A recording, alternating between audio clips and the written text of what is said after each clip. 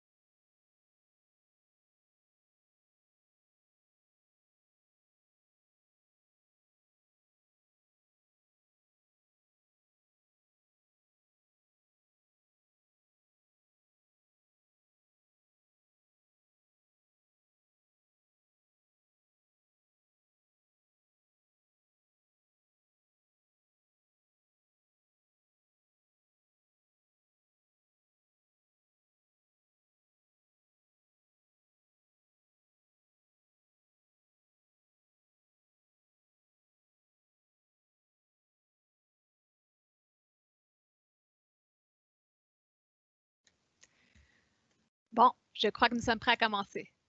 Je vous remercie de vous joindre à nous aujourd'hui pour le lancement en français du Guide mondial de l'Union internationale pour la conservation de la nature sur l'importance des corridors écologiques. Je me nomme Catherine Monticone et je suis responsable de la science et de la planification de la conservation à Conservation de la nature Canada pour la région du Québec. J'ai également démarré le projet Corridor écologique dont je vais vous parler dans quelques minutes. Je vais animer la séance aujourd'hui. J'aimerais commencer par reconnaître respectueusement que le travail accompli par Conservation de la nature Canada à la grandeur du pays se fait sur les territoires traditionnels de bon nombre de Premières Nations et de communautés autochtones d'hier et d'aujourd'hui. Ces communautés ont œuvré pendant des millénaires à protéger ces paysages et les espèces qui en dépendent. Je tiens à remercier ces gardiens originels des terres et à reconnaître leur travail, ainsi que la présence continue des peuples autochtones au Canada. Conservation de la nature Canada est un organisme de bienfaisance pan-canadien.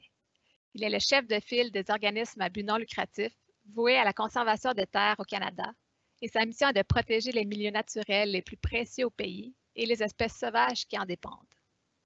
Depuis 1962, Conservation de la nature Canada et ses partenaires ont contribué à protéger 14 millions d'hectares d'un océan à l'autre et à l'autre, dont 48 000 hectares au Québec. Pour en savoir davantage à ce sujet, je vous invite à visiter notre site web conservationdelanature.ca. Avant de commencer, passons rapidement en revue quelques consignes. Les personnes qui participent à la séance viennent d'un peu partout au pays et même de l'international. Il est donc possible que vous éprouviez de petits problèmes techniques temporaires pendant la diffusion en direct. Je vous remercie d'avance de votre patience. La séance d'aujourd'hui sera enregistrée et nous vous enverrons par la suite un lien vers l'enregistrement. Vous pourrez ainsi revisionner le webinaire à votre rythme et le partager. La fonction de clavardage permet de poser des questions et de formuler des commentaires. Si vous avez des questions pour les conférenciers, vous n'avez qu'à les écrire dans la section des questions et réponses. Nous y répondrons à la fin du webinaire. Si vous êtes journaliste, merci de débuter votre question par le mot « Média ». Aujourd'hui, les personnes suivantes prendront la parole. Harvey Locke, co-auteur des lignes directrices pour la conservation de la connectivité par le biais de réseaux et de corridors écologiques. Et Olivier Chasseau, vice-président adjoint du groupe de spécialistes de la conservation de la connectivité de la Commission mondiale des aires protégées de l'Union internationale pour la conservation de la nature. Je remercie nos conférenciers d'être avec nous pour parler de l'importance de protéger des milieux naturels connectés entre eux par des corridors écologiques afin de lutter contre la perte de la biodiversité et les changements climatiques.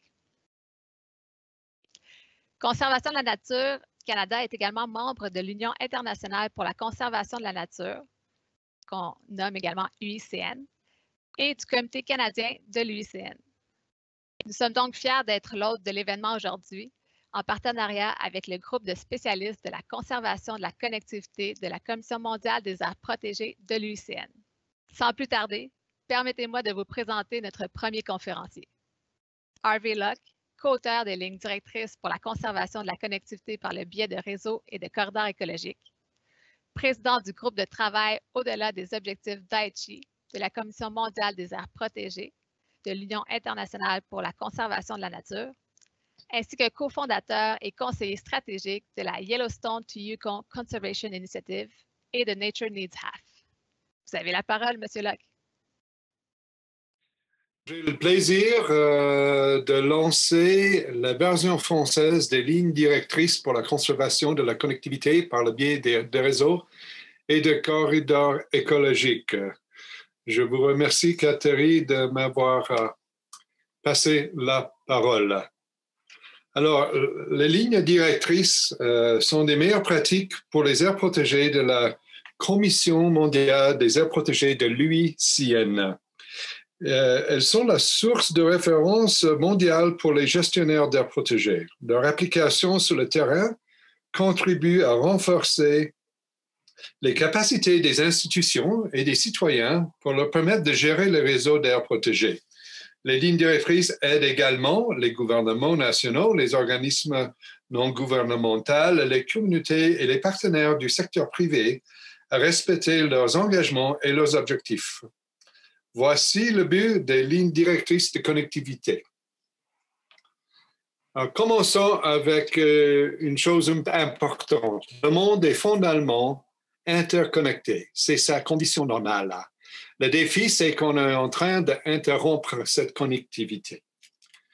La situation est vraiment grave. Nous éprouvons une crise de biodiversité au niveau mondial. Ça, c'est une étude de 2019 de l'IPBES, un groupe de scientifiques qui démontre qu'1 million d'espèces animales et végétales sont aujourd'hui menacées d'extinction et que ça, menace pour l'être humain aussi. Tout comme en une crise de climat, on a une crise de biodiversité. Le problème de base sur Terre est très simple. On perd des habitats et les habitats qui restent sont en train d'être fragmentés et isolés les uns des autres. La connectivité, c'est une solution à ce deuxième défi. Pour mettre en contexte l'importance de la conservation des aires, ceci c'est un sondage fait des scientifiques mondiaux à propos de la protection de la nature sur Terre. Et c'est le plus large sondage jamais fait. On voit qu'il y a des participants de 81 pays, dont 335 scientifiques ont participé. La question de clé était quelle est l'importance de la conservation par aire géographique pour la conservation de la biodiversité? Et la réponse est frappante. 92% disent extrêmement important. Encore 6% disent important et quasiment personne ne pense que ce n'est pas important. Donc, on voit un énorme consensus sur l'importance des aires protégées ou la conservation des aires en général. Donc, il y a une coalition intergouvernementale de haute ambition dont 53 pays participent. La Costa Rica et la France gèrent le processus. Le Canada est un des pays qui s'inscrit. Et le but, c'est de protéger au moins 30% de la Terre et de l'océan d'ici 2030. Au Canada, on a aussi un cible intérimaire de 25% d'ici 2025. Alors, pourquoi c'est important de considérer la connectivité quand on considère ces cibles? C'est l'exemple ici que je donne, c'est le parc national de Pointe-Pellet en Ontario. On a un beau parc derrière le drapeau et la porte d'entrée, mais en avant, c'est une zone de ferme et de village. Et donc, le parc est isolé de son contexte naturel. Il y a des conséquences de cette isolation. Ici, c'est une étude des salamandres, crapauds et grenouilles dans le parc. Dans longtemps, le parc existe depuis 120 ans. Dans longtemps, il y avait 11 de ces espèces. En 92, il n'y avait que 7. En 94, il n'y avait que 5. Pourquoi ce déclin? Ce n'est pas la gestion du parc, c'est la gestion de la terre autour du parc. Les animaux n'ont pas la capacité de circuler et trouver des autres animaux de leur propre espèce pour se reproduire. Au niveau plus grand, les plus grandes aires protégées sont très effectueux pour protéger la nature, mais même là, il faut considérer les tailles.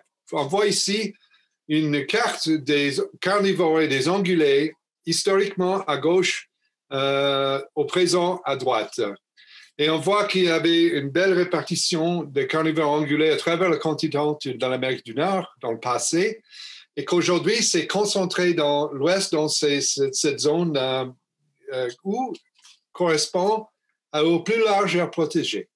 Alors, on voit vraiment qu'ils sont efficaces pour protéger les grands mammifères. On voit ici où c'est devenu blanc. Là, il n'y a aucun. Et ça, c'est que des champs pour l'agriculture. Donc, on voit que les aires protégées grandes fonctionnent bien. Mais si on considère un niveau plus profond, imaginez cette carte avec juste le niveau de l'ours grizzly. Ici, on voit que c'était répandu à travers le continent jusqu'au Mexique, à longtemps, de cette couleur un peu saumon. Et on voit où ça se retrouve aujourd'hui, dans la couleur rouge. Et on voit aussi des petits couleurs bruns, des pointillés de couleur brun qui signifient où ils étaient en 1922. Toutes ces populations isolées ont disparu depuis 1922. Et le seul qui persiste, c'est la population de Yellowstone, qui est isolée de la population qui descend les rocheuses canadiennes jusqu'à Montana. Donc, si on ne fait pas une reconnexion de cette population de Yellowstone, et si on ne garde pas intact ce corridor dans les rocheuses, on va perdre l'ours grizzly à travers le temps, au sud, dans le premier parc national de la planète. Donc, la connectivité doit se réaliser à cette échelle ici, mais aussi à une échelle beaucoup plus raffinée, si vous voulez. Ça, c'est la route transcanadienne dans le parc national Banff, et les passerelles pour la faune qui permettent les animaux de traverser une autoroute en sécurité sont aussi la connectivité. Donc, ça va à une échelle comme juste traverser une autoroute jusqu'à une échelle du continent, jusqu'à une échelle mondiale. Alors, avec ces lignes directrices, on a simplifié ces idées, on a créé une terminologie commune de la conservation de la connectivité pour qu'on puisse comprendre ces différentes échelles. Et aussi, on a réussi à avoir pour la première fois une définition mondialement acceptée. C'est quoi exactement la connectivité? Ceci, c'était une réunion à Bonn, en Allemagne, avec la Convention des espèces migratoires, où on a réalisé une définition mondiale pour la connectivité écologique qui est le suivant. Le mouvement sans entrave des espèces et le flux des processus naturels qui entraînent la vie sur Terre. Donc, deux choses. La pattern des espèces et le mouvement des espèces, mais aussi le flux des processus comme les rivières ou les marais. C'est important de savoir que la connectivité diffère sur contexte. Par exemple, si on regarde le Canada, on a 3 zones. Dans le pays, on a une zone très peuplée, beaucoup de fermes, beaucoup de villes, le sud, comme ici sur le long du fleuve au Québec, le sud d'Ontario, les prairies, la zone de Vancouver. Au nord, on a une zone très, très, très intacte, très sauvage, où il y a très peu d'activité industrielle. Et entre les deux, on a la zone où on a l'extraction des ressources, la foresterie, mais aussi des grands parcs nationaux comme ceux de Banff et Jasper, etc., qui font partie du corridor Yellowstone du Yukon. Ici, c'est le parc de Wilderness de Quetico à l'Ontario, etc. On voit que ce pattern se tient à travers le monde. Il y a 3 conditions mondiales pour la conservation de la nature et la connectivité doit être contextuelle à travers chacune de ces conditions. Mais l'idée, c'est d'interlier toute la planète avec des stratégies ciblées sur les conditions actuelles qui se trouvent sur place. C'est important de savoir qu'un corridor écologique, ce n'est pas la même chose qu'une aire protégée, ni la même chose qu'une autre mesure de la conservation efficace par zone. C'est plutôt la colle qui les lie. Donc, c'est possible d'avoir une connectivité, un corridor à travers un champ de fermier. Mais la condition doit soutenir le passage de la faune ou d'un oiseau, quoi que ce soit. Donc, c'est un ajout à l'idée fondamentale des aires protégées, ces autres mesures de conservation efficaces, mais ce n'est pas un remplacement. C'est un ajout, mais c'est un ajout essentiel. Donc, ceci, c'est une représentation de l'idée qui sort des lignes directrices. On voit des champs, des villages, une rivière, la mer, et un réseau de corridors qui traversent toutes ces conditions-là, qui donnent jusqu'au paysage plus sauvage en arrière dans les montagnes. Ça, c'est la direction dont on doit aller ensemble, car il n'y a personne qui contrôle tout cela dans cette image.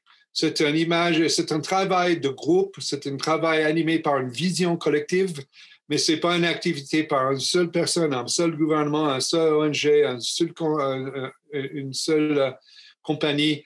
C'est l'ensemble qui doit travailler ensemble avec les Premières Nations pour réaliser une vision d'un monde interconnecté.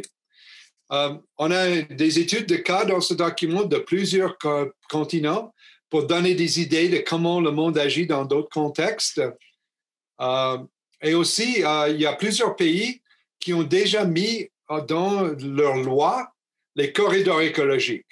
Donc, c'est devenu quelque chose d'important pour définir et protéger au long terme sur Terre et dans la mer. Mais il faut s'en souvenir toujours de ces constats fondamentaux. Les aires protégées sont toujours le meilleur outil pour protéger l'habitat, mais elles ont besoin de connectivité aussi. La connectivité ne sert à rien s'il n'y a pas d'habitat. La connectivité est un effort d'équipe et n'appartient à personne. Et le monde n'est pas dans une condition uniforme. Donc, on doit avoir des stratégies à travers les trois conditions de la planète sur Terre. Alors, je vous remercie pour votre attention et je remercie ceux qui ont fait ce grand effort. Ça nous a pris 16 ans pour écrire ces lignes directrices. Beaucoup de monde a été impliqué, mais nous sommes heureux qu'on a pu le lancer en français aujourd'hui. La version anglaise existe déjà et une version en espagnol va suivre. Alors, je passe la parole à Catherine Monticone et à mon collègue Olivier Chassot de Costa Rica. Merci.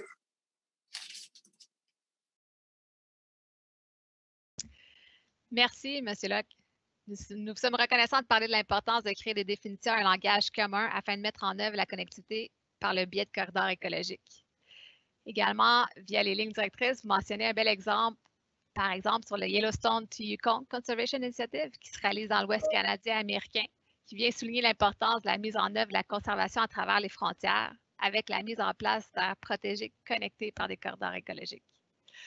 Puisque je suis basée au Québec, je me permets de mentionner également qu'il y a une initiative semblable qui s'appelle l'initiative Staying Connected pour l'Est canadien et américain. D'ailleurs, la coordinatrice Jessica Levine a travaillé avec vous, M. Locke, sur les lignes directrices. Notre prochain conférencier est M. Olivier Chassot, vice-président adjoint du groupe de spécialistes de la conservation de la connectivité et vice-président régional du groupe de spécialistes transfrontaliers, deux groupes de la Commission mondiale des aires protégées de l'Union internationale pour la conservation de la nature. À vous, M. Chassot. Bonjour à tout le monde et merci infiniment pour l'invitation. C'est vraiment un plaisir et un honneur de pouvoir partager avec le Québec, le Canada et le reste du monde. Donc j'ai quelques minutes pour vous parler un petit peu de ce qui se passe en Amérique centrale et de ce que nous vivons au Costa Rica comme un petit exemple de différentes façons d'implanter un corridor biologique.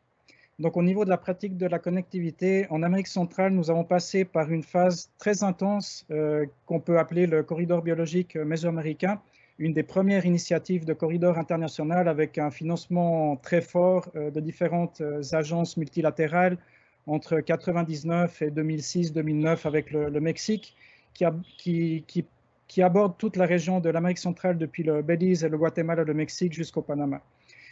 Souvent, il y a une différence entre ce que les gouvernements montrent et ce qui se passe vraiment sur le terrain, mais je crois que le point le plus positif, c'est que dans les différents pays, nous avons pu travailler de façon très serrée et très proche entre les gouvernements et la société civile. Le corridor biologique mésoaméricain est une initiative qui a évolué à travers le temps Elle est née comme une proposition centrée sur des aires protégées dans les différents pays avec des connecteurs spécifiques, donc des corridors, pour finalement englober toute la région. Elle s'est transformée en une initiative gérée par les gouvernements et est devenue une pièce vraiment centrale de la politique environnementale de toute la région durant une bonne décennie. On peut dire aussi que plus de 400 millions de dollars ont été investis directement dans différents projets en relation avec le corridor biologique mésoaméricain. Malgré tout ceci, nous avons évidemment de grands défis. Il y a par exemple une représentation insuffisante de certains types d'habitats dans différentes aires protégées, spécialement dans les écosystèmes marins d'eau douce et de forêts sèches sur la côte pacifique de la région.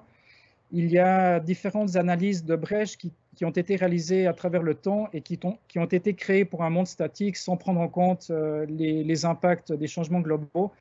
Et souvent, les projets sont orientés au court terme avec des impacts limités, ce qui provoque une certaine fatigue de la part des agences qui financent. J'aimerais maintenant me centrer un peu plus rapidement sur la vision du Costa Rica comme nation qui s'est vraiment mariée avec l'initiative de la conservation de la connectivité et de l'initiative que j'ai dirigée durant presque une vingtaine d'années, qui est le corridor biologique San Juan La Selva. Donc, le Costa Rica a un programme national de corridor biologique avec une législation qui a été créée à partir du projet régional, donc du corridor biologique mésoaméricain en 1997, qui a été adapté au modèle de décentralisation du Costa Rica, comme si c'était un modèle un peu fédéral, comme au Canada ou aux États-Unis, et qui a été ouvert complètement à la participation de la société civile. La législation, comme je le disais, favorise la conservation de la connectivité à différentes échelles à travers de différentes agences de niveau gouvernemental ou municipal. Et le plus important, c'est la responsabilisation des conseils locaux de corridors biologiques qui sont des entités légales créées par des associations de la société civile, des ONG, de l'académie, des municipalités qui se groupent pour gérer chacun des corridors biologiques. Un autre point important, c'est l'attribution et la priorisation des paiements pour services environnementaux sur les territoires de connectivité. Donc, des propriétaires privés qui reçoivent des subventions de l'État pour protéger et pour conserver des zones qui sont importantes pour la conservation de la connectivité. Nous avons créé des guides pour l'implantation de corridors. Nous avons établi un comité d'appui technique pour le gouvernement avec un réseau national des corridors biologiques qui nous permet d'aider notre gouvernement à une meilleure implantation. Sur cette carte, on peut observer en vert la distribution de tous ces corridors biologiques officiels, donc qui sont gérés par des groupes de la société civile et du gouvernement, et les aires en zone géométrique assurée, qui sont les aires protégées du pays. Donc, si on fait l'addition de ces aires protégées et des corridors, on atteint pratiquement 65% du territoire du Costa Rica sous une forme de gestion de la conservation. Dans le cas du corridor biologique San Juan La Selva, son objectif est de maintenir la connectivité entre le Nicaragua et le Costa Rica. Nous avons utilisé une espèce emblématique, le hara de Buffon, qui est celui que vous pouvez observer sur la photographie, donc une espèce de perroquet en danger d'extinction. Pour désigner le corridor biologique San Juan La Selva, nous avons utilisé les nécessités spatiales de cet animal avec des études de télémétrie durant de nombreuses années. Nous avons inclus l'information sur les corridors migratoires de faune, incluant les oiseaux qui migrent depuis le Canada, par exemple, la connectivité structurelle, les aires protégées existantes, la création de nouvelles aires protégées pour fortifier le corridor, l'inclusion de communautés intéressées à travailler directement avec l'initiative et des limites géographiques qui sont facilement reconnaissables pour la population. Donc, on pourrait dire que San Juan La Selva, c'est à la fois un corridor biologique, comme le définissent les Costaricains. C'est aussi un corridor de biodiversité, un corridor de conservation et un corridor de développement durable, donc avec différentes facettes et composantes qui permettent de faire un travail efficace de la conservation. Et plus que ça, je pense que c'est une plateforme ouverte pour la consultation de la gestion des ressources naturelles pour le développement, qui inclut la connectivité fonctionnelle, la conservation de la biodiversité et une planification du territoire à très large échelle. Durant presque 20 ans, nous avons géré à peine 1 200 000 dollars américains en 20 ans de travail. Donc, j'estime que c'est un montant très, très humble pour autant de travail, incluant salaire, transport, logistique, ateliers, événements, publications, etc. Donc, tout un travail de terrain bien fort.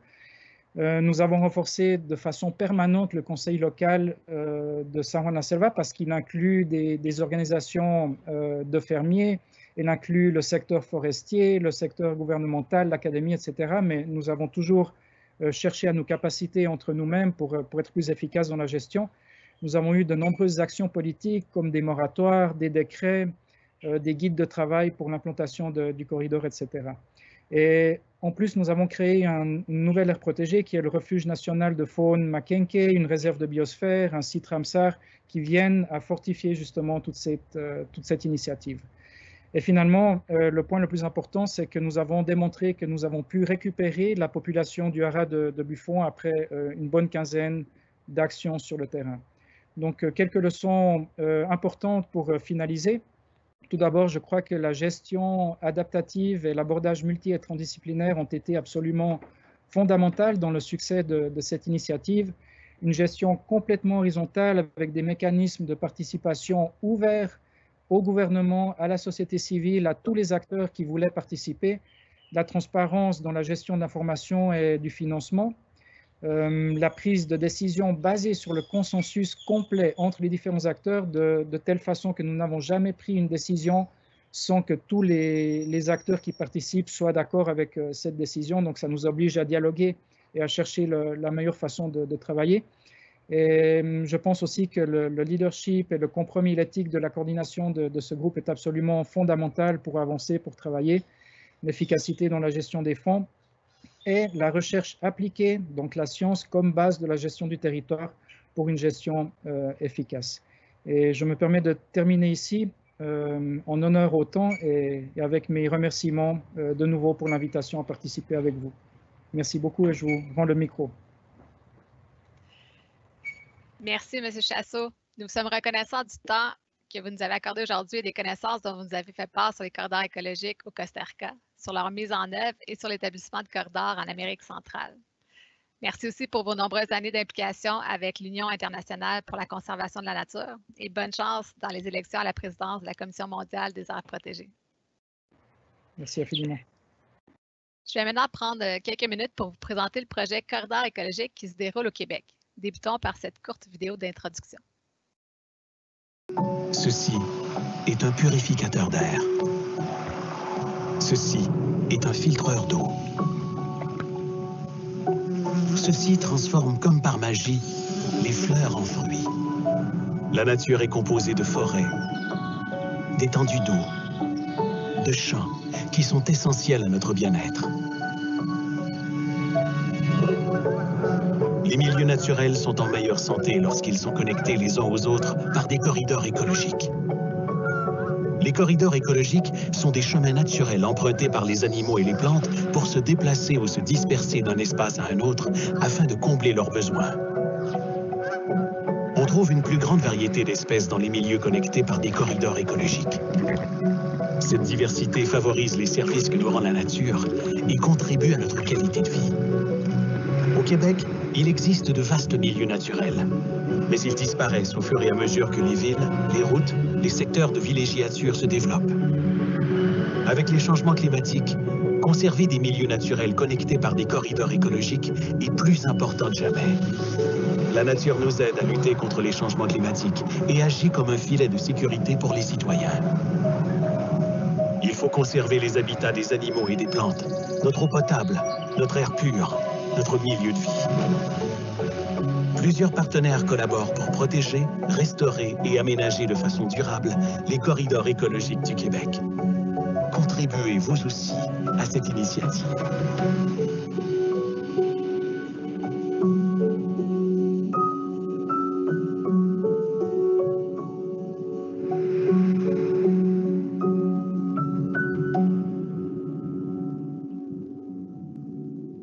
Dans un contexte de changement climatique, la majorité des espèces animales et végétales de l'Amérique du Nord doivent migrer vers le nord pour survivre. Et de par sa position, le Québec a un rôle primordial à jouer à l'échelle continentale face à cette migration et doit favoriser la survie des espèces par la mise en place de réseaux et de corridors écologiques. Afin d'atteindre les résultats souhaités lorsqu'on parle de connectivité entre les milieux naturels, on doit avoir une vision globale, transfrontalière et agir autant à l'échelle nationale, régionale que locale. On doit tenir compte des terres privées et publiques, de nos villes, nos villages, nos terres agricoles et nos terres plus sauvages. Il est donc primordial d'opter pour une approche collaborative. Les gouvernements, les MRC, les municipalités, les agriculteurs, les propriétaires de l'eau boisée, les citoyens, les ONG, les chercheurs, bref, on a tous un rôle clé à jouer. Il faut réunir tous ces gens provenant des différentes régions et de divers secteurs afin de collaborer à la conservation de nos milieux naturels d'importance pour notre santé, notre économie, notre sécurité, notre écologie. Mais comment on fait pour réellement engager et mobiliser tous ces gens? Eh bien, en 2017, Conservation de la Nature Canada est allé chercher la collaboration de 5 autres organismes en environnement du Québec afin de démarrer ensemble le projet Corridor écologique. On a tous le même plan de travail, adapté toutefois à la réalité locale de chaque organisme et région visée. On a appris à s'entraider par le partage d'expertise et d'outils afin de créer un impact collectif. En 3 ans, on avait comme défi d'arriver pour chacune des 5 zones visées par le projet, avec un plan d'action en conservation de milieux naturels connectés afin de faire face à la crise de la biodiversité et la crise climatique. Un plan d'action co-développé avec les acteurs clés de l'utilisation du territoire, où chaque acteur a son rôle à jouer afin d'assurer le succès de la connectivité écologique au Québec. Il s'agit vraiment d'une collaboration multisectorielle, représentant des gouvernements, ONG, chercheurs, gestionnaires de territoires, citoyens. Sur la diapositive, vous voyez les logos du haut qui représentent l'équipe de mise en œuvre présente depuis 2017. Nature Action Québec, Éco-Corridor Laurentien, Horizon Nature Bas-Saint-Laurent, le Conseil régional de l'environnement du Centre du Québec, Corridor Appalachien et Conservation de la Nature Canada. L'initiative Staying Connected nous aide à garder notre vision transfrontalière. Jusqu'à présent, ensemble, on a réussi en peu de temps à créer des résultats concrets. Par exemple, des propriétaires fonciers ont choisi de conserver leurs terres en collaborant avec nous afin de permettre la consolidation de réseaux d'aires protégés dans le sud du Québec. Des MRC clés misent maintenant sur la connectivité dans leur schéma d'aménagement. Une nouvelle relation de confiance avec les intervenants forestiers s'est concrétisée par une entente de collaboration entre le Conservation de la Nature Canada et Groupement forestier Québec, ce qui représente 43 groupements forestiers de la province et 35 000 propriétaires de l'eau boisée qui sont interpellés pour leur rôle dans la connectivité écologique. En résumé, c'est 1,9 million de dollars qui ont été investis par le gouvernement du Québec et des fondations privées, 170 000 personnes qui ont été rejointes par diverses activités de formation et d'ateliers, 630 représentants des municipalités et propriétaires qui ont été rencontrés, une centaine d'experts et de parties prenantes qui sont impliqués de différentes façons dans le projet et plus de 2000 hectares de corridors écologiques clés qui ont été protégés. La phase 2 du projet débutera dans quelques semaines pour un autre 3 ans et elle permettra de mettre en œuvre le plan de travail co-développé avec nos partenaires lors de la phase 1. Mais également, 6 nouvelles régions s'ajoutent au projet avec 4 nouveaux partenaires locaux. C'est donc un total de 10 partenaires de mise en œuvre qui travaillent ensemble pour mobiliser et engager dans l'action des acteurs clés de l'aménagement du territoire québécois, autant à l'échelle de la province que dans 11 régions du Québec. Ceci tout en tenant compte des provinces et des États voisins. Pour en savoir davantage, je vous invite à visiter notre carte récit, conservationdelanature.ca/corridor, ainsi que le site internet connectivitéécologique.com. Un énorme merci à tous les partenaires qui font de ce projet un succès. Merci à nos bailleurs de fonds, dont les principaux sont le gouvernement du Québec, avec le ministère de l'Environnement et de la lutte contre le changement climatique, le ministère Faune, Forêt, Parc, la Fondation Woodcock, la Fondation de la Faune du Québec et la Fondation ECHO. Nous allons maintenant passer à la période de questions. Donc, nous allons débuter par les questions provenant des journalistes, puis nous allons répondre à des questions des membres de l'auditoire. Juste un petit rappel, si jamais vous avez d'autres questions que vous n'avez pas encore écrites dans la section de questions, c'est le moment de le faire. Également. Thierry, est-ce que... Oui, Harvey. Une chose que j'ai oublié de dire, mais qui est importante contextuellement, c'est que le Canada a comme politique nationale l'idée de protéger 25% du pays d'ici 2025 et 30% du pays d'ici 2030. Compris dans cette vision-là, c'est une vision de connectivité entre les aires protégées et les autres mesures de la conservation efficaces par zone. Et ça fait partie d'un mouvement international de 54 pays qui s'appelle la Coalition de haute ambition, dont les co-dirigeurs sont la Costa Rica et la France. Donc, tout cela, c'est dans un contexte de mouvement de la politique publique qui est très, très important. Et on doit vraiment avancer rapidement à travers tout le pays. Le Québec est à peu près 17% protégé. Alors, il en reste 50% pour arriver à 2025 et 13% pour arriver à 2030. Donc, c'est un effort qu'on doit tous se mettre derrière et la connectivité est essentielle à ce grand effort. Merci beaucoup, Harry, pour M. Locke, en fait, pour l'ajout de commentaires très pertinents. Donc, pour la période de questions, en fait, un petit rappel, si vous avez d'autres questions que vous n'avez pas encore écrites dans la section des questions, c'est le moment de le faire. Et nous y répondrons jusqu'à la fin du temps qui est alloué aux questions. Et si jamais vous êtes journaliste, merci de débuter votre question par le mot « média ». Je vais maintenant laisser la parole à Mme Marie-Ève Marchand, membre active de la Commission mondiale des aires protégées de l'Union internationale pour la conservation de la nature. Mme Marchand animera la période de questions. À vous, Mme Marchand. Merci beaucoup, Catherine. Bonjour à tout le monde. Merci, Olivier. Merci, Chassot. Merci à Harvey Locke aussi pour cette belle présentation. Je vais juste faire, avant de passer aux questions, le vidéo a été mis, le lien que vous avez vu sur le Québec. Le lien est maintenant dans les questions, donc on va aussi le partager. Et il y a eu des belles questions déjà présentement, mais ces deux-là étaient rapides. Je voudrais, c'est vraiment une question de qualification que M. Langevin a, puis je voudrais la poser à Olivier. Est-ce qu'il y a une différence entre des espèces menacées d'extinction et en voie d'extinction? Est-ce qu'au Costa Rica, il y a une différence? Et comment on peut faire pour mieux comprendre les idées de menacées et en voie d'extinction? Oui, c'est une très bonne question. Merci beaucoup. Nous faisons la distinction au Costa Rica entre voies en espèces d'extinction et espèces menacées. Donc, notre législation nous permet de faire cette distinction. En fait, on se plie aux indications de la liste rouge des espèces de l'UICN, mais on fait une analyse nationale parce qu'évidemment, il y a des espèces qui sont plus fréquentes dans d'autres pays que dans certains autres. Donc, dans notre cas, on a choisi le hara de Buffon justement parce que c'est une espèce qui était en voie de disparition, donc il restait moins d'une centaine d'exemplaires en liberté. Et puis nous avons fait un recensement et nous avons réussi à permettre que cette population remonte et atteigne jusqu'à 300, 350, 400 individus.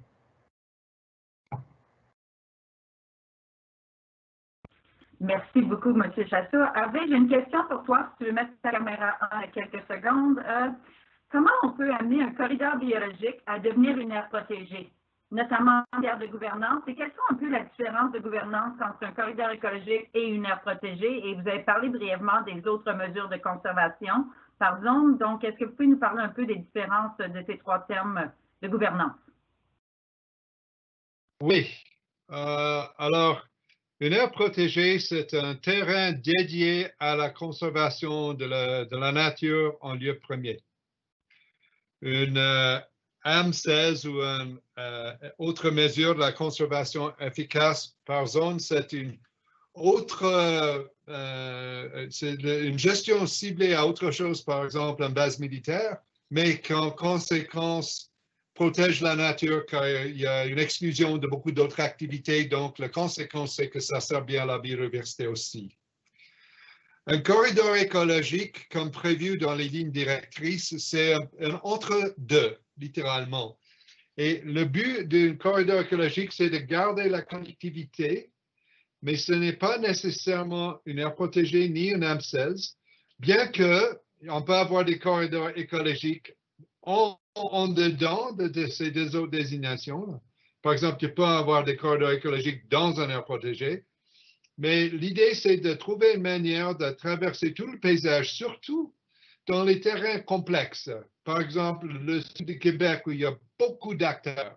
Ce n'est pas possible de juste mettre des aires protégées à travers les champs, les fermes, toutes les villes, etc., les autoroutes, mais c'est possible de construire un réseau de connectivité à travers.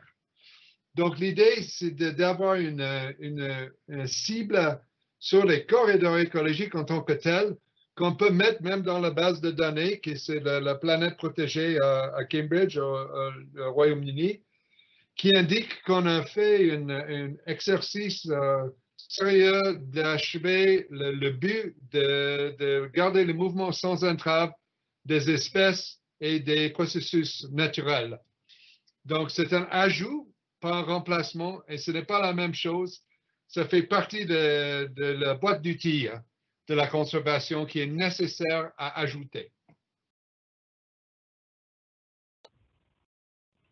Merci beaucoup. Et je vais assembler un groupe de questions ensemble qui touchent un peu, on va tomber dans les milieux urbains.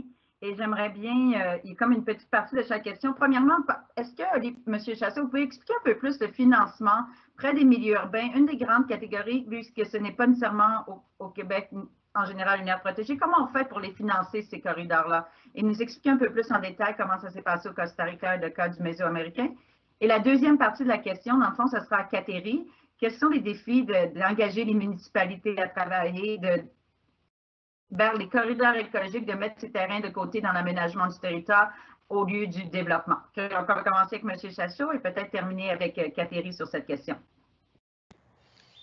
Bien volontiers, merci beaucoup pour ces excellentes questions. Tout d'abord, dans le contexte du Costa Rica, nous sommes dans une société où je dirais que d'une certaine façon, la société civile aide le gouvernement, tant du point de vue financier comme du point de vue de projet. Donc, beaucoup d'ONG sont présentes au Costa Rica, font un excellent travail et ont la capacité de gestionner des fonds d'autres organisations internationales, qui permettent justement de mettre en place des projets de connectivité qui sont en général très attrayants pour différents bailleurs de fonds. D'un autre côté, le gouvernement a un accès beaucoup plus direct à des financements d'agences multilatérales comme le GEF, comme le PNUMA et d'autres organismes internationaux qui ont tendance à financer des pays en voie de développement, comme c'est le cas du Costa Rica. C'est très intéressant la question sur le milieu urbain en comparaison avec les milieux plus naturels. Le Costa Rica est un pays qui vit la biodiversité. On a des niveaux de biodiversité extrêmement élevés. Donc, je dirais que dans les années 90 et 2000, l'effort principal en connectivité a été centré sur les aires naturelles, donc des écosystèmes forestiers ou de lagunes ou de mangroves ou côtiers, de montagnes et de plaines, et justement des zones avec énormément de biodiversité, jusqu'à 800 espèces d'oiseaux dans un même endroit. Et aujourd'hui, la tendance dans le financement d'organismes internationaux pour le Costa Rica et l'Amérique centrale commence à s'orienter justement sur le milieu urbain, qui est l'endroit où on a des impacts vraiment très forts comme société. Et on a aussi une grande opportunité de rétablir cette connectivité entre des cours d'eau, entre des parcs municipaux, entre des forêts municipales ou communautaires, qui permettent justement de donner une valeur plus importante en termes de biodiversité à ces espaces verts en milieu urbain. Donc, très important la question, et je crois que c'est une tendance globale aussi en ce moment. Merci Marie-Ève. Et Cateri, si tu veux ajouter un peu sur ce milieu urbain, quelles sont les initiatives et comment faire pour l'aménagement et assurer dans la densité urbaine la connectivité écologique? En fait, l'idée, c'est vraiment de discuter avec nos MRC et nos municipalités pour partir de leurs outils, adapter notre langage, puis s'assurer d'arriver avec un message gagnant-gagnant. Donc, l'idée n'est pas de venir rajouter ou d'imposer un élément de plus, mais vraiment de partir de leurs outils, de voir à s'intégrer dans leur processus existant, puis de rester connecté avec leur réalité qu'ils vivent. Et donc, de prendre le temps de connaître les intérêts des gens avec qui on parle, que ce soit des MRC en fait ou d'autres acteurs clés. Et on est justement en train de travailler sur une boîte à outils pour voir comment faciliter l'intégration de la connectivité des corridors écologiques au niveau des municipalités et des MRC. Donc, ça va nous faire plaisir de partager cette boîte à outils à tous lorsqu'elle sera disponible. Et c'est vraiment de s'assurer qu'on parle de services rendus par la nature qui voient vraiment un plus-value à l'ajout des corridors écologiques. Donc, il n'y a pas de formule parfaite. C'est vraiment les grandes lignes qu'on doit réutiliser puis prendre le temps de connaître nos MRC, nos municipalités pour vraiment s'adapter à la réalité de chacun. On n'aura pas les mêmes stratégies si on est vraiment en plein centre-ville ou dans le sud du Québec versus la Gaspésie, par exemple. Et pour répondre à une autre question que j'ai vue passer aussi, c'est environ une centaine de municipalités MRC qu'on a rencontrées versus les propriétaires. Donc, on me demandait en fait, parmi les 630 représentants des municipalités et des propriétaires fonciers, c'était quoi la proportion là, des municipalités et MRC. Donc, c'est un long travail. On doit vraiment prendre le temps de rencontrer chacun, mais c'est vraiment un élément clé qui va permettre le succès du projet Corridor écologique au Québec. Merci beaucoup, Catherine. J'ai une question d'un autre ordre, tombant un peu dans la gouvernance. Hervé, c'est pour toi. Les régimes d'activité dans les corridors écologiques, quels sont les régimes d'activité permis comparés aux aires protégées et aux autres mesures de conservation? Et est-ce que dans un prochain cadre mondial, devrait-on inclure les cibles de connectivité ou de mise en place de corridors écologiques dans un pan global que vous avez parlé, comme au Canada, de 25 par 2025, 30 par 2030? Comment on intègre ça et devrait-on intégrer intégrer les corridors écologiques dans le grand plan d'ambition? Et deux, quels sont les régimes d'activité permis? Il y a un beau consensus mondial qu'il faut avoir la connectivité dans ces réseaux. Alors, c'est déjà un point de départ pour tout le monde. Et la question, c'est comment le faire selon son contexte. Alors, on vient de parler des milieux urbains. Alors, les villes doivent être engagées. Mais aussi les ruisseaux doivent être engagés, qui est fréquemment le gouvernement provincial ou fédéral qui est impliqué, même en ville. Et puis, on doit considérer la vision. La connectivité de base, c'est une question de vision. Est-ce qu'on voit un réseau de choses interconnectées qui part vraiment du cœur de Montréal jusqu'au Yukon, au Canada, si vous voulez. C'est un réseau de systèmes. Mais pour un Canadien, ce n'est pas tellement difficile. La chasse aux fourrures était fait comme ça. On pagaille les rivières à travers Montréal, à travers tout le pays. Alors, c'est la nature qui fait la même chose. Et on doit trouver des manières d'assembler les efforts. Donc, par exemple, qu'est-ce qu'on fait avec un terrain privé qui a une ferme dessus? Une des grandes idées qui sort de la littérature scientifique maintenant, c'est même les zones les plus transformées, on devrait essayer de les planter dans à peu près 20% espèces natives ou indigènes pour que la nature puisse se retrouver sur Terre. Et le Costa Rica, j'invite Olivier d'en parler tantôt, les innovations qu'ils ont fait sur les terrains privés dans l'intérêt public pour la protection de la nature, le climat, l'oxygène, etc. Mais on doit construire des passerelles de la faune à travers des autoroutes. Les autoroutes ne disparaissent pas, ils ne deviennent pas des aires protégées, mais on peut créer des passerelles au-dessus et en dessus, comme on a fait ici à Banff et ailleurs, pour avoir la connectivité. Mais la question, c'est s'imaginer que, tout comme le commerce est basé sur la connectivité. La conservation doit être aussi basée sur la connectivité. C'est très simple, tout le monde comprend ça. Si on va circuler dans nos autos, qu'est-ce qu'on a? On a un système de circulation interconnecté. On doit faire la même chose pour la nature, soit les espèces, soit les processus naturels, les procès naturels. Ça, c'est l'idée derrière ça. Donc, ça implique tout le monde. Et c'est vraiment une stratégie de la société dont on parle. Mais chacun a son propre rôle, chacun a son propre place. Par exemple, le corridor écologique dont Catherine vient d'en parler, c'est un exemple de faire plusieurs choses différentes, même au milieu de Québec. Les grandes flèches qui étaient dans la vidéo, là, ce n'est pas la même chose partout. Ça dépend du contexte.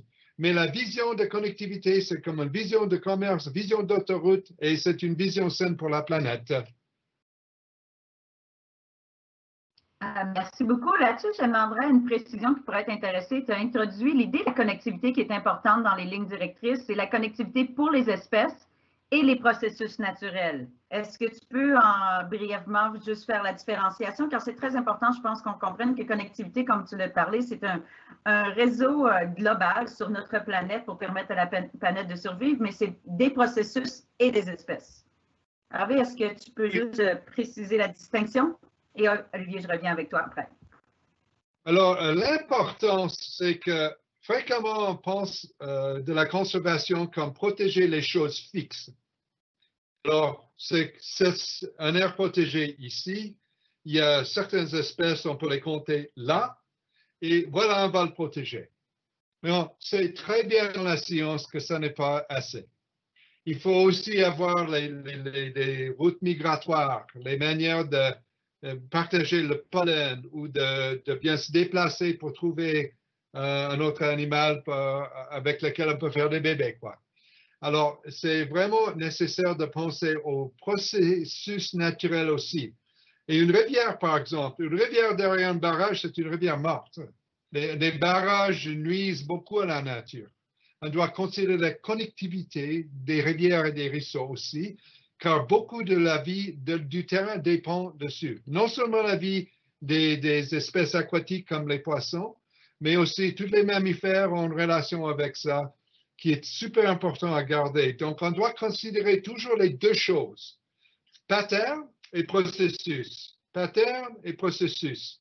Et ça, c'est la connectivité, c'est ça qui lie ces deux idées. Et un problème avec une conservation statique, c'est qu'on va perdre des espèces sûres et certaines si on ne pense pas à ces autres questions de mouvement. Et Kateri a parlé tantôt des changements climatiques, qui c'est super clair que les espèces vont bouger aussi avec le changement de température. Donc, on doit imaginer un monde dynamique dont on protège beaucoup. Et franchement, la science, c'est qu'on doit protéger la moitié de la terre et la mer d'une manière interconnectée. Les cibles comme 25% et 30%, c'est des étapes. Mais si on veut vraiment réussir à changer le bilan de la planète, c'est la moitié qu'on doit protéger dans une manière interconnectée. Donc, on a du chemin à faire. Merci beaucoup sur cette précision. Monsieur Chassot, Costa Rica, il y a beaucoup vous avez intégré dans les réseaux des espaces et de la production agricole intensive. Et comment on fait pour impliquer la production agricole intensive dans les efforts de conservation et de corridors biologiques au Costa Rica? C'est une excellente question et une question difficile à laquelle répondre. Au Costa Rica, on est soumis à une très forte pression, par exemple, du secteur de l'ananas et de la banane, qui sont l'agriculture la plus dense, la plus intense en ce moment. Et donc, dans notre cas, on essaye simplement de s'asseoir autour de la même table, comme j'expliquais un petit peu, donc de rencontrer ce consensus où on met en place des lignes directrices pour l'application de la connectivité. Donc, étant très honnête, c'est encore un grand défi auquel on fait face en ce moment. Il y a de plus en plus de conscientisation de la part des multinationales aussi de faire des efforts de conservation, spécialement face à la demande du consommateur, donc européen, canadien, des États-Unis ou d'autres parties du monde, qui sont de plus en plus sensibles à la nourriture qu'ils consomment et d'où cela vient et quels sont les impacts justement sur les écosystèmes naturels. Donc on n'a pas encore résolu complètement cette grande question, mais on y travaille et il y a des entreprises qui sont beaucoup plus réceptives que d'autres, qui veulent faire des efforts de responsabilité sociale corporatrice. Et donc, on avance avec celles qui sont prêtes à appuyer, à financer, à marquer une différence dans la conservation et le développement durable. À toi le micro, Marie-Ève. Merci beaucoup. Kateri, une dernière question, et toutes les questions qu'on n'aurait pas répondues, on va essayer soit par courriel de te trouver, mais au Québec, est-ce que vous prévoyez des mesures spéciales pour les milieux urbains de villégiature qui fragmentent encore grandement le territoire dans différents écosystèmes pour les garder plus fonctionnels? Donc, cette connectivité entre l'urbain et la villégiature, qu'est-ce qu'on peut parler un peu des espaces partagés et dans cette nouvelle phase des corridors écologiques? Bien oui, en fait, ce qu'on prévoit dans le cadre du projet Corridor écologique, c'est justement de travailler avec cette multitude d'acteurs clés, donc autant les agriculteurs que les propriétaires de l'eau boisée, que les différents propriétaires fonciers, que les municipalités, les MRC.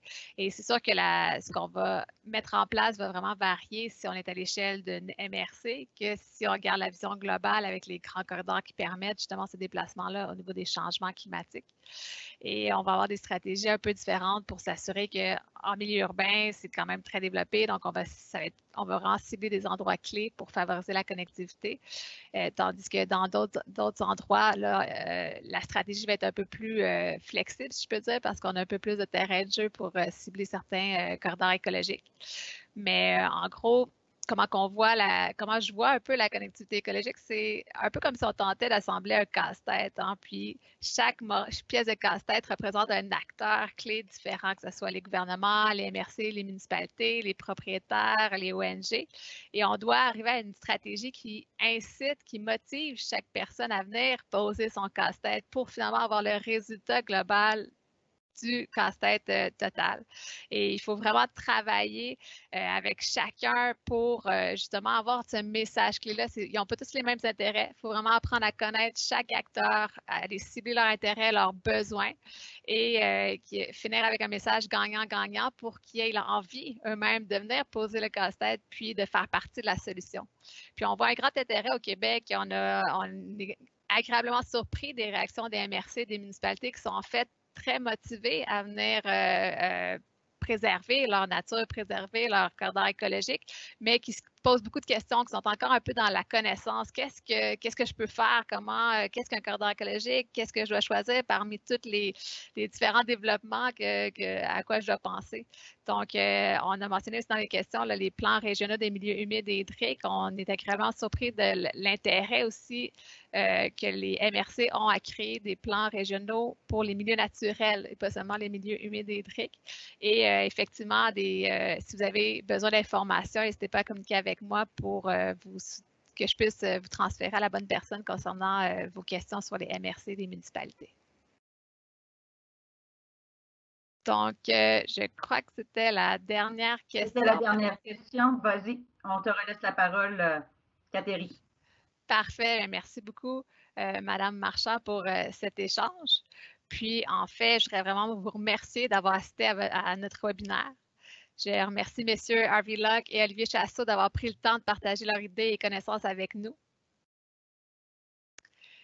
Puis, un merci spécial, justement, à Mme Marchand, à mesdames également Holly Gregg, Elisabeth Spaglia et leur équipe pour l'aide à l'organisation de ce webinaire. Demeurez à l'affût car vous recevrez d'ici 24 heures un courriel de suivi avec un lien vers l'enregistrement de la séance d'aujourd'hui ainsi que le lien vers les lignes directrices de l'Union internationale de la conservation de la nature. Au nom des partenaires du groupe de spécialistes de la conservation de la connectivité, de la Commission mondiale des aires protégées, de l'Union internationale pour la conservation de la nature, au nom des partenaires du projet Corridor écologique réalisé au Québec, de Conservation de la nature Canada, du Center for Large Landscape Conservation et de la Yellowstone to Yukon Conservation Initiative. Je vous remercie encore une fois d'avoir assisté à ce lancement aujourd'hui et je vous souhaite une excellente fin de journée. Si jamais nous n'avons pas eu le temps de répondre à vos questions, n'hésitez pas à nous envoyer vos questions par courriel à l'adresse que vous avez vue précédemment. Nous espérons que vous serez encore des nôtres au prochain webinaire de conservation de la nature. Bonne fin de journée.